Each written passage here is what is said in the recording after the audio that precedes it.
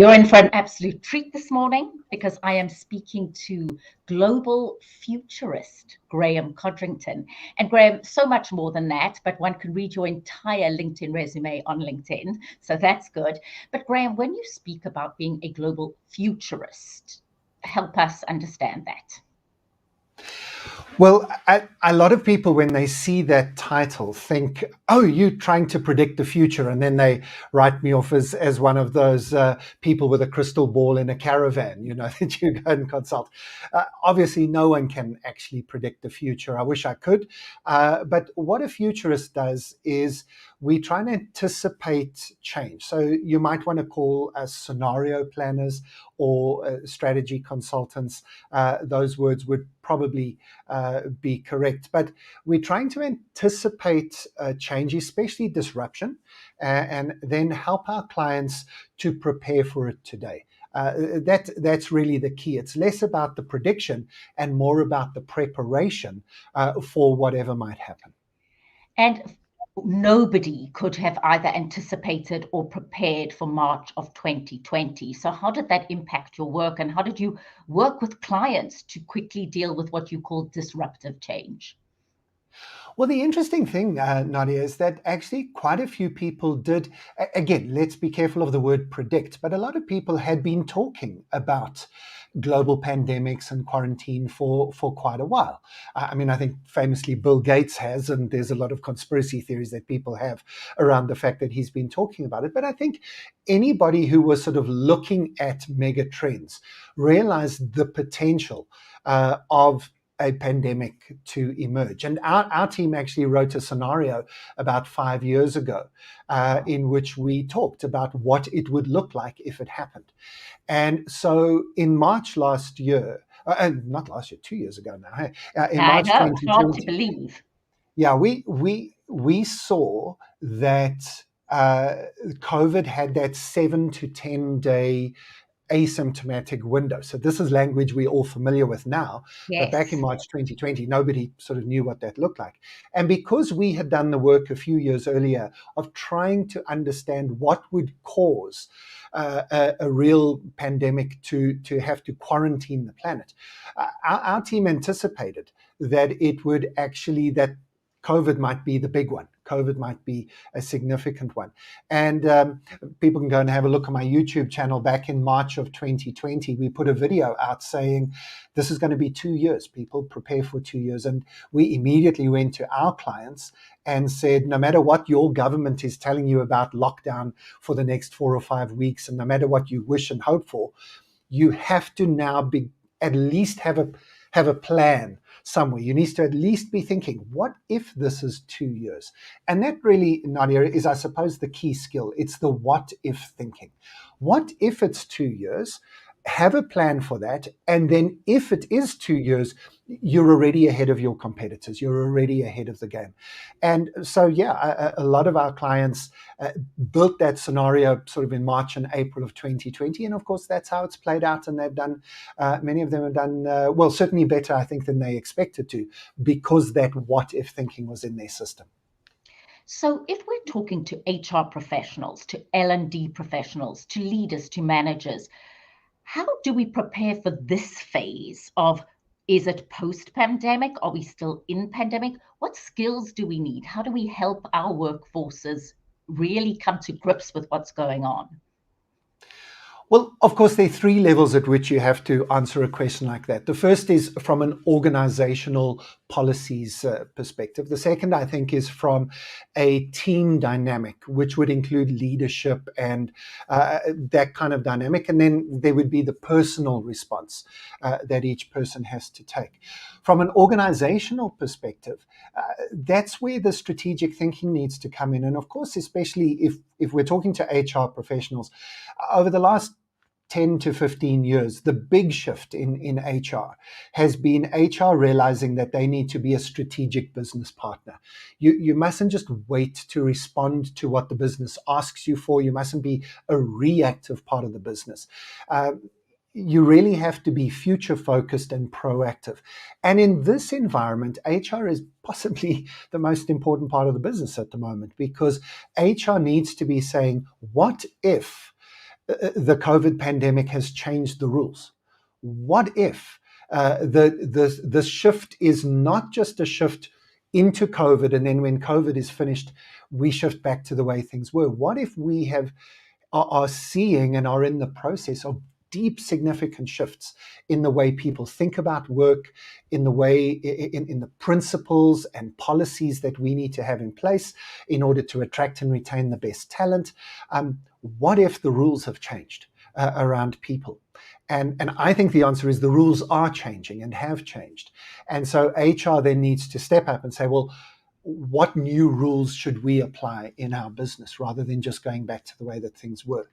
Then HR needs to come alongside, secondly, to leaders and team leaders in particular, and say, how do you help your team to be a healthy hybrid team?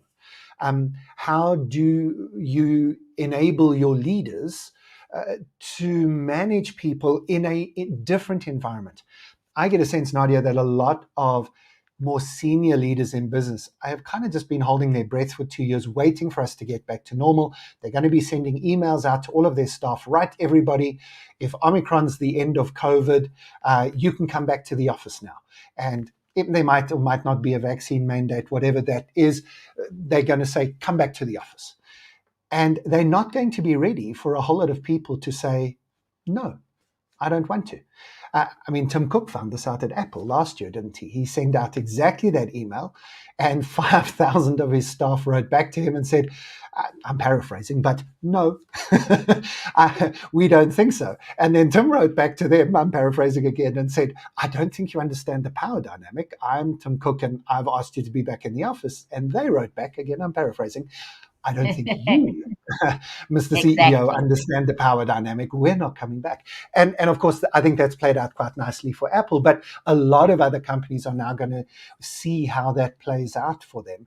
And HR has to be front and center of this, of course, in terms of understanding psychology, sociology, and empowering leaders to really get the best out of their people, and to even know what the best means in this environment. And that leads to the third thing that HR professionals are going to have to do, which is to really be thinking about, what does health and safety look like? So that, for me, is the way to have the vaccine mandate conversation. It's not about the vaccine. We don't have to fight about that. What we do have to ask is, what will be the most safe? What provides the most health and safety for the majority of people in our business? And that's the way you have the conversation. It's a well-being conversation. So I think it's an old conversation to have the work-life balance now. It's not that. It's about well-being. And then after that, you can say, now, which of those things allow us to have the most productivity from our team? But if you don't get the first two pieces, health and safety and well-being, right, I don't even think you earn the right to have the productivity conversation. That, again, is a change to the rules. And so your cycle of HR thinking then is complete. So, long answer, but I think that's what HR is going to have to do in 2022. And what a remarkable contribution HR can make at the moment. If you get it wrong, you destroy the business. If you get it right, you set yourself up for competitive advantage for the rest of this decade, I think. Graeme Codrington, I think you just gave us a master class, or as we say in South Africa, a master class. But that was excellent. You know, what I always say to people during this, Graeme, is nobody could probably afford a one-on-one with you. Getting one, I know you speak and train and do sessions around the world. But we speak about changing the rules. And if you're just joining us, I'm talking to Graeme Codrington. And by the way, he is a global futurist. And Graeme, if I look down, it's because I'm looking into the chat and I'm typing things into the chat. But you're speaking about changing the rules. And the rule that has been changed the most over the last 2 years, as you've said, is this what we call flexible working. Yeah. And HR professionals and managers and administration and leaders need to understand that in order to be competitive, which brings us to our next talking point, which is the attracting and maintaining the best talent, you have to be flexible. That is now non-negotiable, right? So what does that flexibility really look like? Well, obviously, 2 years ago, there were a whole lot of companies that had said to their staff, you can't work from home. People have been asking for this for 20 years since we got smartphones. Um, People have been saying, we've got the technology. Surely I don't have to come through rush hour traffic to come and sit at the office and answer emails all day in a cubicle. And a lot of companies have said, no, you have to do that. You can't work from home. COVID then forced us into probably the greatest future of work experiment in human history, which is, can we work from home? And the answer now, for most, not everybody, but for most people, the answer is yes, actually, you can. And it's better than you thought it was. However, not everybody wants to work from home. Not everybody's got a great home. Both you and I have got virtual backgrounds. I wish this was my home behind me. But we've both got enough space in our homes and probably enough resources to build a green screen studio. Not everybody's got that luxury. That we accept that as a luxury. So some people want to get out of their house. They've had enough time with their spouse and their kids and all the rest. So not everybody wants to stay at home. But I don't think everybody wants to go back to the office the way it was 2 years ago. And so for me, the word hybrid is the right word. It's more than just being flexible. It's more than just saying, well, you can work one day at home a week or whatever. But it's about recognizing that there's needs to be constant flexibility. And that's why, so either let's call it constant flexibility, or I like the word hybrid, because it might mean if we're going to learn to live with COVID, it might mean if you have a COVID exposure, you're going to have to be at home for 5 days because that's the new protocol or whatever. It might mean that if your child has a COVID exposure, they're going to be home from school. And because you don't have other options, you now have to be home because they need, adult supervision at home. There might be many reasons why we don't want to go back to the way that things were working. And companies that provide that constant flex or hybrid option are going to find that there are a lot more people who are interested in that. And I think that companies who provide no flexibility are going to find that a lot of people are going to say, is my job really worth it? Yes, Graeme. Are you paying me enough to have no flexibility? I don't think so. I think in America, they're calling it the Great Resignation at the moment. We're seeing it all over the world, but I think the Americans are quick to label things. And I think it's the right label. I think the Great Resignation is underway at every level. Nadia, I don't know if you're seeing this, but I'm seeing it at every level, all the way up to senior executives. People are saying, I don't want to go back to the way things were 2 years ago. And some of them are moving on because their companies are asking things of them that they don't want to give. Well, Graeme, I am still working occasionally, very occasionally at CNN as a editorial producer, and I do it because I can do it from home. If I had to drive in and go and do it, I may not do it, but it's absolutely wonderful because if there's somebody who's out sick and they call me and say, can you work? There I am in my home office. And it is that ability. And somebody like me at this stage of my life, no, I wouldn't want to drive in, but the doing it occasionally and doing it from home is absolutely advantageous and it's attractive. So just that point about flexibility. But the thing you and I spoke about earlier, and all my guests that I've spoken to over the last while are talking about this war for talent. And we're talking about how do we attract, how do we retain? Now, you're living in South Africa right now, but you work globally. And that war for talent and retention of talent is so critical. And how are we in the HR world, in the learning and development world, how are we doing that effectively? Well, it's interesting. Your example is probably a really good example of a big point that I try and help people to understand. COVID is, of course, a disruption. We'll look back on it and recognize it forever as a disruption. Our kids and grandkids are going to study it at school. Of course, it's a moment in history. But in addition to that, COVID is also an accelerator of things that were going to happen anyway. So your setup, Nadia, of you being able to be essentially in the gig economy, it's not the right label for somebody at your level because we don't often think of executive level skills and senior level skills as the gig economy. We often think of it as entry level jobs, but Right. it is what's happening.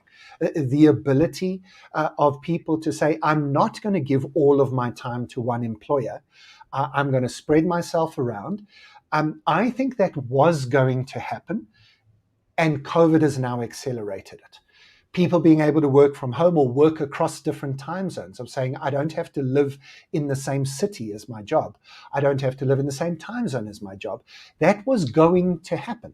The fourth industrial revolution, technology, connectedness, those sorts of things were already shifting us away from a traditional mindset about a career. But COVID has brought that, I think, a decade earlier than it was. And And so these training are, and speaking, I mean, don't you, Graeme? Suddenly I can speak to audiences around the world. yeah, I can train I, audiences around the world. You can and too. exactly. And we knew that we could do this 3, 4, 5 years ago. Had The you been problem doing was that? I'm our curious. clients weren't ready for it, Nadia. That's the thing. That's so true. And so now, if I say to Mm, people, I can fly across the world and come and speak at your conference for 45 minutes, but why would I do that? yes. And why would you want me to? Or so maybe my hybrid answer is to say, why would I fly all across the world to speak to you, to speak at you for 45 minutes? Let me record my content transfer in a video. Mm, Your people are used to watching videos now.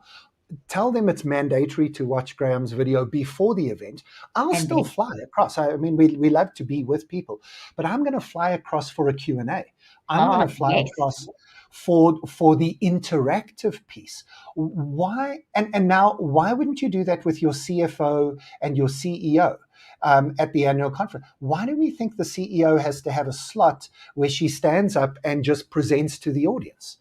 And it can be so Do much the more video. interesting because you can produce it and make it visually more Exactly. And add interesting. Yes. the graphics in, Yes. produce it properly, get it perfectly down to the time slot you want it, Right. send it in advance to your staff, and then you get your CEO to come and sit in a round circle, and you do Q&A with your team. Now, that's just an example of the type of mindset shift we're going to have to do with everything. Mm, This will right. apply to onboarding your new talent. This will apply to any training and development HR people do. This will apply to annual reviews. At the end, I cannot think of any part of the HR experience that shouldn't be changed by thinking about, here are your categories: virtual versus live in person, asynchronous versus synchronous. There's And just too many things right. where people think we have to all be. This interview is a good example. Years ago, we would have desperately been thinking about what's the right time of day, what's so that you and I can get the best live audience. It's not that we don't care about a live audience, but we know that anybody who's interested in this conversation will consume it in their own time. It's now immortalized forever on LinkedIn and at YouTube, and people will Right. watch it in their own time. And you and I are now more used to that. That's how I consume news now. I hardly ever watch live news. I capture snippets of news in my own time, and I even use artificial intelligence to go and find the bits of news that are valuable to me. If HR professionals start thinking about virtual versus live, asynchronous versus synchronous, And just in let's just person unpack versus that for a moment. Synchronous is you are in present doing the example, the talk or the training. yeah. Asynchronous is you're watching previously prepared materials. So So synchronous so in the for moment. example, So, for example, most senior leaders say they have to get all of their team in a room for a meeting. That's synchronous. We all have, Correct. and not necessarily in the room. What I mean by that is virtual, but we spend so much time synchronizing our diaries so that on Tuesday afternoon, Yes. 2 p.m., we're all there so that the boss can speak to us. Well, why doesn't the boss just record a video? If Yeah. there's no value for us to be live together at the same time, synchronous, then just do it asynchronously. And to be honest, 80% of meetings should be asynchronous. And that's And another we, thing you do. You'll go into an organization and say, where is the time best spent? Let's exactly, relook at things.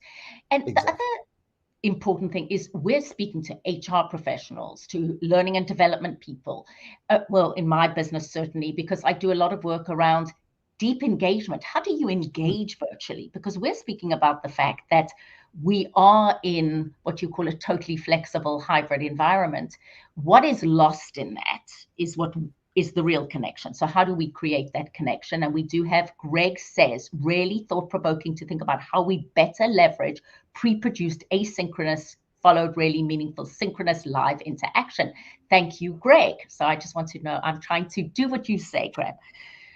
So when we prepare people for this and get them maximizing, what are the skill sets? What are the skill sets that you're encouraging and making sure that every organization understands the value of? So, Nadia, we did agree this was going to be a 5-hour interview, wasn't it? I mean, Absolutely. that's what that question deserves. I know it's only half an hour. I know we've only got a few minutes Masterclass with Graeme Codrington. You're very lucky. Look, I mean, there's lots of answers to that question. But if I would pick the top three, what are the skill sets, mindsets that are needed? The first one, of course, must be adaptability. Must be our ability to respond in the moment. Now, everybody knows this, that it feels like I'm not giving sort of new, insightful information. No, but it's what I call a BLO, a blinding light of the obvious. Just Yeah, because sure. we But know it doesn't mean we do it or apply it. no, well, exactly. And so let me give some actual implications that maybe people haven't thought about. So if adaptability is as important as we say, why do you have a 1-year strategy cycle? Why do you only do your budgeting and your strategic stuff at the end of every year? And then think that your strategy plan and your budget can last for a whole year. The last 2 years of COVID have taught you for sure that it can't. Because if you create a strategy plan just as we're entering a wave of COVID and think now my strategy must last for a year, then the wave's over a few weeks later and we're out of lockdown again and the government and CDC changes their guidelines. Now you've got to redo your strategy. So you then go and do another whole strategy for not being in lockdown. And then a few months later, the seasons change and you're back in lockdown again. COVID has taught us that our planning cycle has to be shorter. Except, of course, short planning cycles are going to kill you. American companies suffer from the quarterly reporting curse, where you're kind of going from quarter to quarter. So you've got to be long term. But how can you be long term when you don't know what's going to happen in 2 weeks' time? I'm not giving you the answer to that question, but I'm just telling you that in that paradox must be a new approach to strategy, a new approach to budgeting, a new approach to planning. And if we are not thinking about how you bring the mindset of adaptability to our strategy sessions, to our budgeting processes, you haven't understood how much adaptability we need in our system. So it's one thing to say we need adaptability. It's another thing to then apply it to those 3 levels I talked about earlier. What is the organizational implication of adaptability? What is the team and leadership implication of adaptability? And then only finally, what's the personal implication of adaptability for me? So let me pause there for a second. I've got 2 others quickly to add. But adaptability, I think, is bigger and more important than people know. It's not just a buzzword. It really is going to have to seep into the heart of every part of our business. And then for HR professionals, seep into every part of HR. But something you put on your bio and something that I interviewed one of your team members from Tomorrow Today Global about is, in order to adapt in the way you know is essential, there has to be some unlearning. Yeah, I call myself an unlearner on my bio just to get people asking me, what's that? And that actually, well, you've led nicely, Nadia. We haven't scripted this conversation, but that's beautifully done. Because the second thing I think that we have to do is rethink and unlearn. And there are skills behind that in terms of our ability to say the way things have always been is not necessarily the way they are. What are my own blinkers? What am I blind to? So rethinking and unlearning is absolutely essential. And you're referencing the interview you had with Zanelli and Jaffa a few weeks ago. Yes. So if people didn't see that, I highly recommend they go back on your channel and have a look at that. It was a really great interview. And while they're looking at it, please subscribe. Like, subscribe, hit the notification button, all those good things. Oh my God, how things have changed. The third thing flows from that I wanted to say. There literally could be 5 hours in answer to your question. But the third thing I'd want to highlight for people, we're going to have to get a lot more comfortable with experimenting more.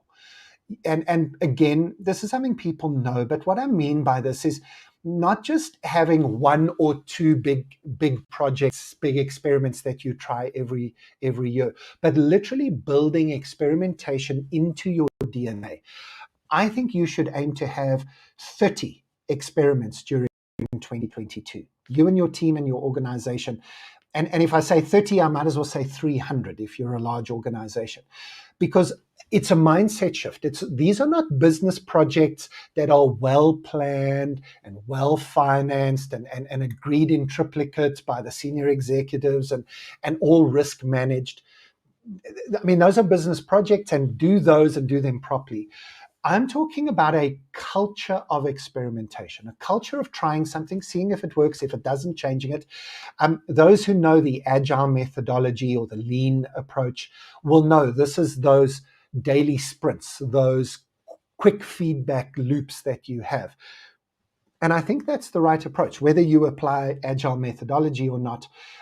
It's the right mindset, not just for you as a leadership team, but for each of the people in your team to feel that they have the confidence and the competence to experiment more.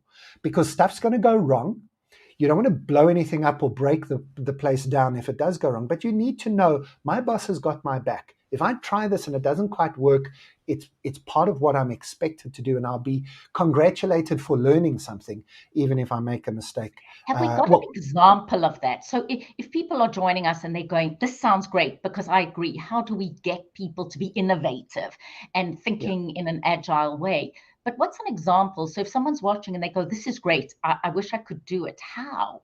Or do we have to hire? So we have the perfect opportunities in the next few weeks, because if Omicron is the last of the variants of concern, then COVID is nearing an end. It might still be endemic, so we have to learn to live with COVID, but we kind of get a sense that now we can start planning to be hybrid, planning to be flexible, getting more people together more regularly. So I think there are 20 experiments you can have in how you run good meetings. Meetings that maybe some people need to be logging in from home because they're self-isolating, they've been exposed to COVID. But we can get some people in at the office. How do we do that? What technology do we need? What meetings are required? And hybrid is a lot harder than face-to-face or everybody virtual. If everybody's logging in from home, you can do some things. If everybody's in the office, you can do other things. Hybrid is where there's a mix and match. And we might not even know until a few hours before the meeting who's going to be where. So there's so much more flexibility required. Now, what experiments? Experiments in technology, experiments in meeting styles, experiments in management styles of those meetings. These are very simple experiments that won't cost you a lot of money, won't break anything if they don't work. If the thing you thought might work for a meeting isn't working, you can just say, this meeting's a bust. It's not going to happen. Everybody just will reschedule because what I thought was going to work is not working. Let's try and unpack why it didn't work, learn a lesson, try something else. So what a perfect opportunity in the next few weeks and months to get your team comfortable, even enjoying trying things they've never done before, failing a few times with some stuff, laughing about it, and then picking up the pieces and trying again tomorrow. If you can get that right and realize you are building a culture that can then flow into other parts of the business, that can flow into product development, that can flow into customer service, that can flow into shareholder management and risk management. It can flow into every part of the business, and you do it consciously, you might find yourself being quite a fast-moving company by June this year if you take this seriously and do it consciously. And Graeme, you're saying often it's micro changes that can lead to the macro changes. I wish I did have 5 hours with you. And some people are commenting they wish they had 5 hours as well. I love what you're saying about getting comfortable with being uncomfortable. And then, Graeme, as you are in South Africa, even though you do work globally, Nelson Mandela famously said, I never lose. I either win or I learn. And Yes. to really instill that risk taking. Before we end the conversation, I want to talk about something primal, which is people's resistance to change. And that innate discomfort that comes with even listening to your Waze or your Google Maps that's taking you a different way. How do we help people really get over that discomfort, that innate association of change with fear? The very, very first thing to say is that people are only uncomfortable or have discomfort with a certain type of change. You are not wearing the same clothes as you wore yesterday, and you're not going to eat the same food tonight that you ate last night. We all love change. It's built into us. The things we don't like are change we don't understand, change we have no control over, and change that feels as if it is taking something away from me. Mm-hmm. And what you need to do as a leader, and HR leaders in particular need to be thinking about this, how do you deal with those 3 issues? How do you help people get more understanding of the changes that are taking place? It doesn't mean you have to give them complete certainty, but they do have to understand what the system dynamics are of the change. The second thing is that they need to know that they do have some agency in the system. And so, for example, this is going to be a throwaway line that we could come back to for an hour, but people don't want flexibility. They want autonomy. And the way they will get autonomy is by demanding flexibility. But we've talked about flexibility, adaptability. It's not actually what people want. People have had a taste of autonomy when they've worked from home, and they don't want to give it up. And so there's a secret for you, HR people. It's not about flexible working. It's about giving more autonomy to your workers, which means giving them more flexibility, but it's a bigger issue than just flexibility, because you're giving people agency in the change and also helping them to know where they don't have agency. It's that locus of control and sphere of influence and so on. So all of that stuff's important that HR people understand that, but now you need to apply it more than ever. And then the third piece was about people feeling that they're going to lose something. And too often we change the T's and C's. Whenever I get an email message from one of the companies I have an account with, whether it's a frequent flyer program that's changing their T's and C's, I always roll my eyes because I know they're Terms taking and something conditions, right? Terms and conditions. They're not making it better for me. They are changing the terms and conditions to make it tougher for me. And better for them. And better for them. And that's what my fear is all the time. Every now and again, one of my companies surprises me, and I actually read through the new terms and conditions. I think this is much better than I thought it would be. But my fear immediately is you taking something away from me, which is why, by the way, HR people, nobody ever said, "Oh, HR is here." That's great. Yes. When HR sends an email saying, "Can I schedule a meeting with you?" Everybody's heart sinks. Why?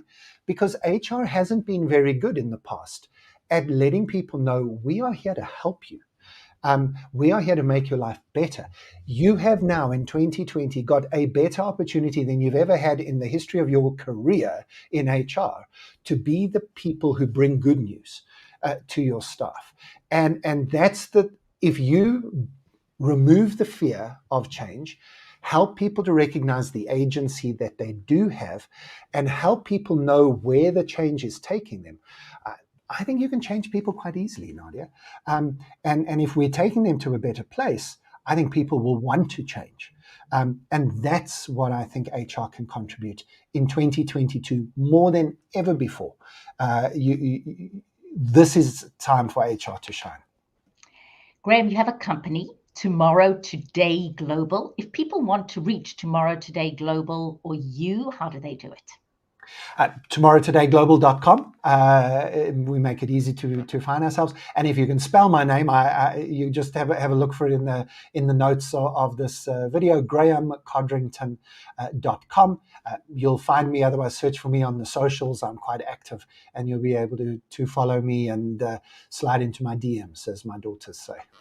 Okay. Well, Graeme, I always say if COVID hadn't happened, so what are some of the positives? And today is definitely one of the positives. Yes, it has changed the world. But would I, Nadia Bilchik, in Atlanta, Georgia, be talking to Graeme Codrington, who is in Johannesburg, South Africa, in this format? Probably not. And Graeme, I just want to thank you for wonderful information, insight, and mostly your time and your beautiful background. So thank you, Graeme.